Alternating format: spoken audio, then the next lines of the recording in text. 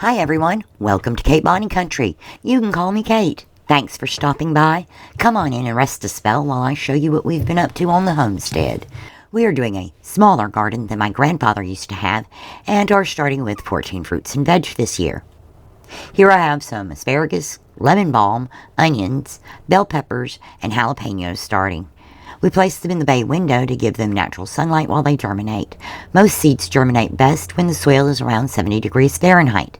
The window seat is slightly cooler than the rest of the house, so we have a small heater here to keep the soil where it needs to be. Walking across the yard, you can see Tamir is relaxing and enjoying the cool weather.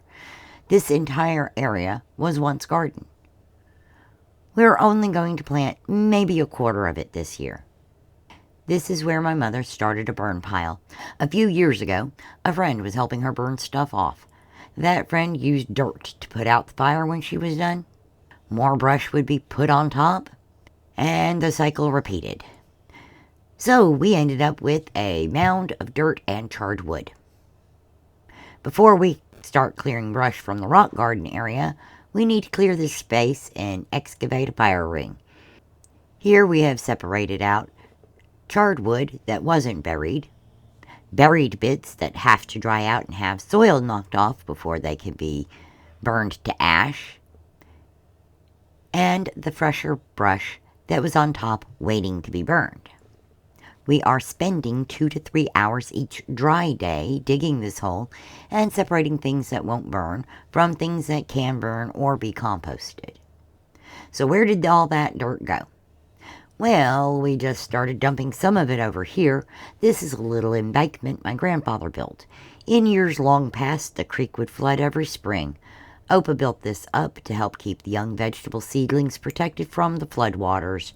Every once in a while, the water would reach the basement, so the lower rows would need to be replanted. Over here, I have an old tire. What's that for? Well, I'm going to experiment with potato plants.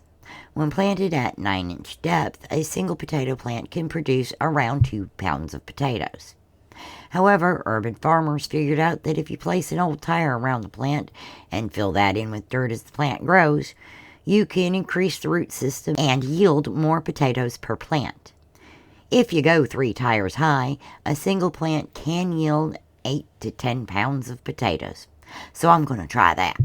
Thanks for watching today. If you enjoy my content, please do all those things below the video that every creator asks for. I'd certainly appreciate it, as these are the things that really help small channels grow. All the way over here is the rest of the dirt. Most of it is sand mixed with rich soil from the years of compost that fed the garden. The big bits have been sorted out, but it will still need to be sifted before we use it. Speaking of compost, this is the old compost bin. You slide the lid to the side, put your organic waste in, and close the lid. When that section fills up, you slide this bit out so it all falls through. Slide that bit back and start over. When the bottom section is full, you shovel the compost out of the hole and onto the soil pile. I have a lot of leaves that I can rake up to add to the composter.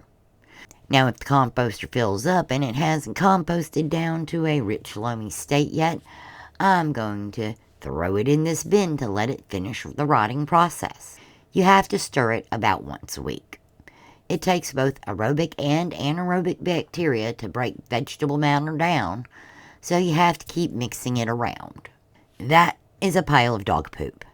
Yes, I go around the yard picking up the dog poop about once every 10 days or so. I drop it here until it dries up a bit. Then it can be added to the compost. Animal droppings are full of nutrients that plants need. And over here, we have an old roll of cow fencing. We also have 2 rolls of chicken wire in the shed. Some of it will be used to build trellises for vines. The rest will be used when we build a chicken coop.